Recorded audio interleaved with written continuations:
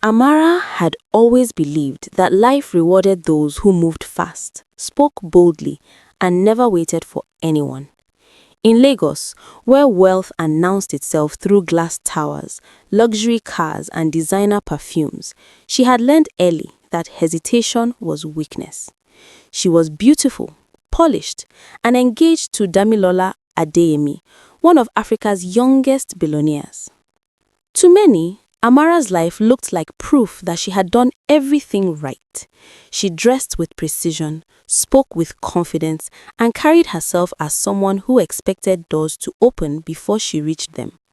What she did not realize was that life, like African folklore often warns, has its own quiet ways of testing the heart.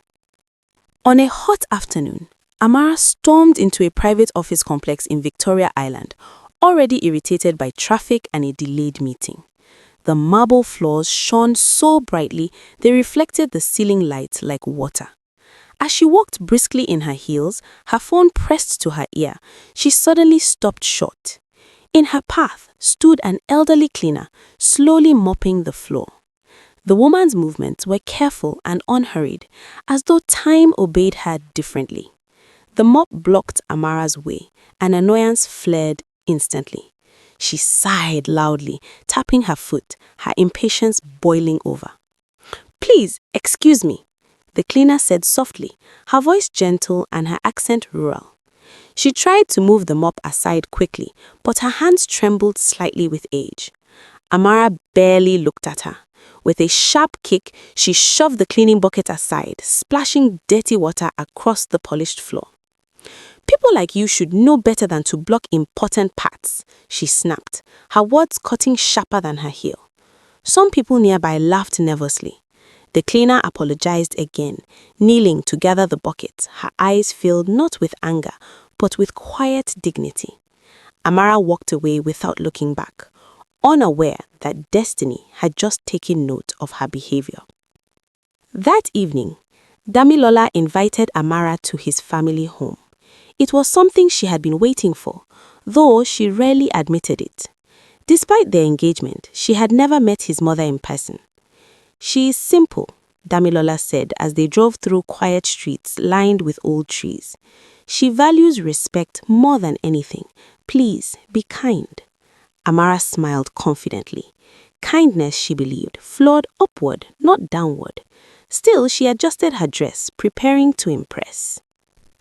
The house was large, but modest in its elegance. No loud displays of wealth, just carefully chosen furniture and traditional African art lining the walls. There was a calmness in the air, the kind that made Amara feel strangely unsettled. Then, footsteps approached from the hallway. When the woman entered the room, her breath caught painfully in her chest. Her heart seemed to stop. It was the cleaner. But she was no longer dressed in faded work clothes. She wore a graceful traditional outfit, her posture straight, her presence commanding without effort. The same eyes looked at Amara, calm, observant, and unmistakably familiar. "Amara," Damilola said gently, unaware of the storm raging inside her. "This is my mother, Mrs. Adeyemi." The room seemed to spin. The woman Amara had humiliated hours earlier was now standing before her as the matriarch of the family she hoped to marry into.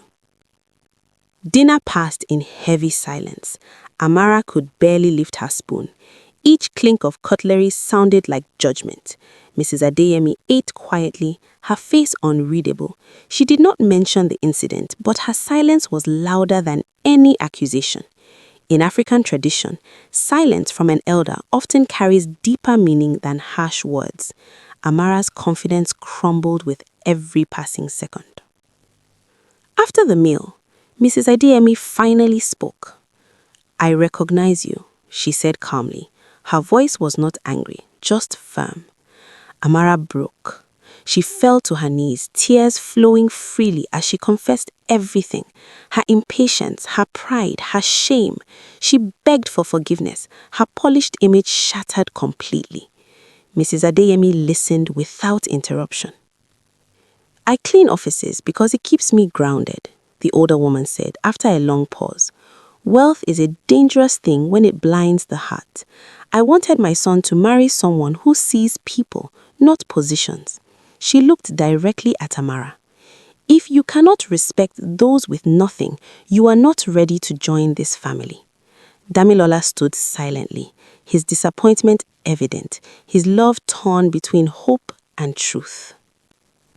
AMARA left that night stripped of pride. Weeks passed, and for the first time in her life, she slowed down. She began volunteering at shelters, serving food, listening to stories, learning names. She met people whose lives were filled with struggle, but also laughter, wisdom, and resilience. Slowly, she understood what African elders often teach, that character is revealed not in comfort, but in how one treats others when nothing is to be gained. One morning, while AMARA was quietly working at the shelter, a familiar presence entered. Mrs. ADEYEMI stood at a distance, watching. She saw AMARA kneel to speak to a homeless child, saw the patience in her movement, the humility in her eyes. After a while, she approached and smiled. "Now," she said softly, "I see you." Forgiveness came not because AMARA asked for it, but because she had changed. The wedding that followed was simple and deeply traditional. There was wealth, yes, but humility led the ceremony.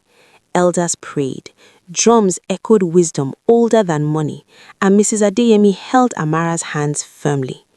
Remember, respect is the true currency of life. AMARA nodded, tears of gratitude in her eyes, finally understanding that the path to greatness begins with humility.